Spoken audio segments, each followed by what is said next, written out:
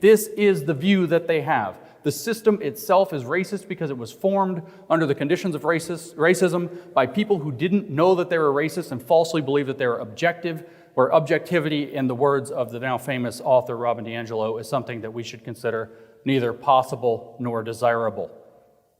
Instead, we should have subjectivism, the subjective experience of the lived reality of systemic oppression is the only and highest truth, and it carries with it an ethical imperative to make it visible and to tear it apart.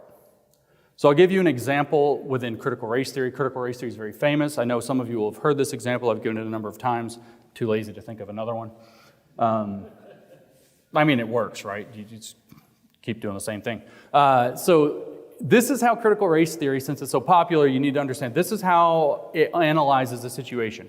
So I want you to envision for a moment that you run a shop or a store, something like a tailor shop, something where you have to come out and work one-on-one for a number of minutes with each customer as they come in.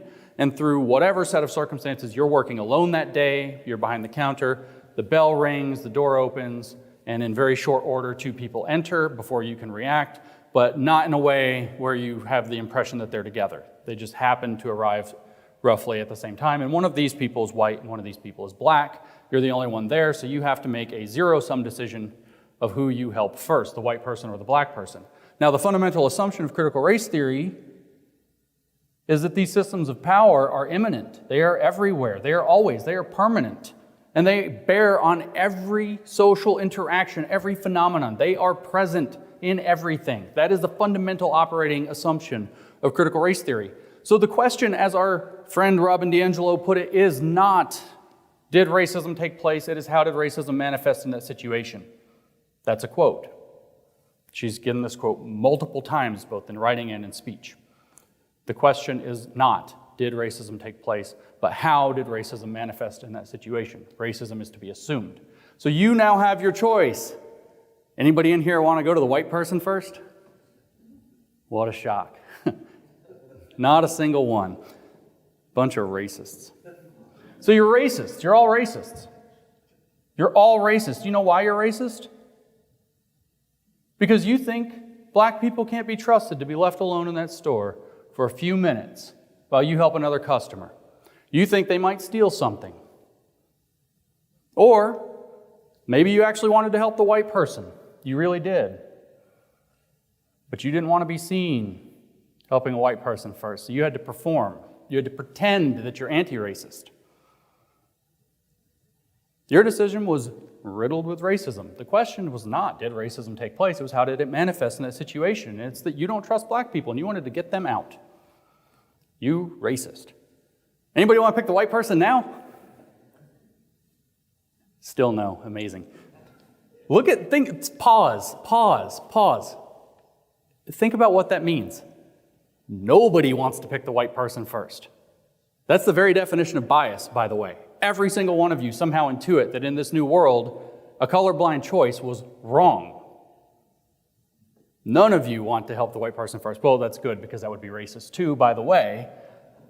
Of course, because racism, of course, must be present. It's not, did it take place, but how did it manifest in that situation? And it's obviously because you saw white people as first-class citizens, black people as second-class citizens who have to wait. Or maybe you just prefer working with members of your own race first if you're white, or maybe it's that you, any number of things. This is the way that these woke critical theories analyze the world. Why? Because one, the systemic idea of power must be present in all things. The job of the critical theorist is to make it visible and to agitate for social activism around it, like burning your store down later after they put it on social media, what a racist you were. And three, because truth doesn't matter. There is no truth. Objective truth doesn't matter.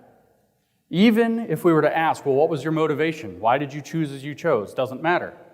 Even if it could be shown by some test that you were absolutely true, doesn't matter. There's probably some implicit bias at work. Truth doesn't matter. Impact, not intent. The impact was racist because somebody was able to write racism into the story, and that's all it takes. This is the woke ideology. Everything must be analyzed through power in this way.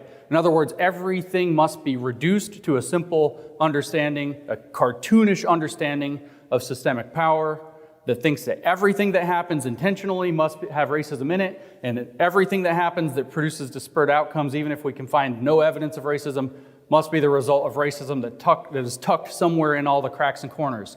It's a weird room to say this in, but it's the racism of the gaps. We don't know why the outcomes are different. Must be racism. That's systemic racism. That's how you must analyze the world. And I've focused on racism, but we could do the same thing with sex, with gender, with sexuality, with ability status, with fat status, with that exasperated, etc.